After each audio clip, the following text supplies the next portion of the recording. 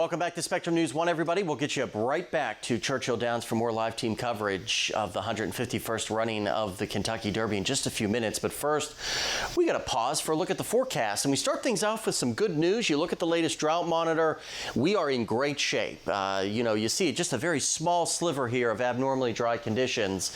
But for everybody else, nothing to worry about. Now, this, on the flip side, that's because we've had a tremendous amount of rain lately. That is keeping drought conditions at bay. And we've got more rain in the forecast. Throughout the entire weekend, not a nice stretch of weather to handle any yard work or gardening work or landscaping you need to take care of.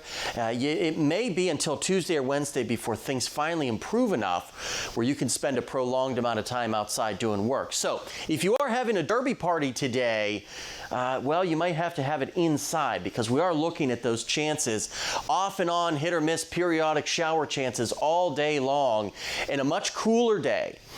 Look at the temperatures here, stuck in the lower 60s for just about everybody. You see all that shower activity, maybe a heavier downpour or two throughout the day, and you notice a lot of this is kind of sitting and spinning around. So waves of showers and heavier downpours this morning, this afternoon, into this evening, and tonight. We will get dry periods in here as well before more activity kind of pinwheels its way right back in by Sunday morning into Sunday afternoon. But as we get deeper in time and this upper low kind of broadens out, it gets weaker, those rain chances do start to decrease, which is certainly good news. So no severe threat today. It's well off to our east, which is certainly good news, but it really is just a small silver lining on what is otherwise going to be probably a pretty miserable day. It's going to feel like mid-October rather than early spring.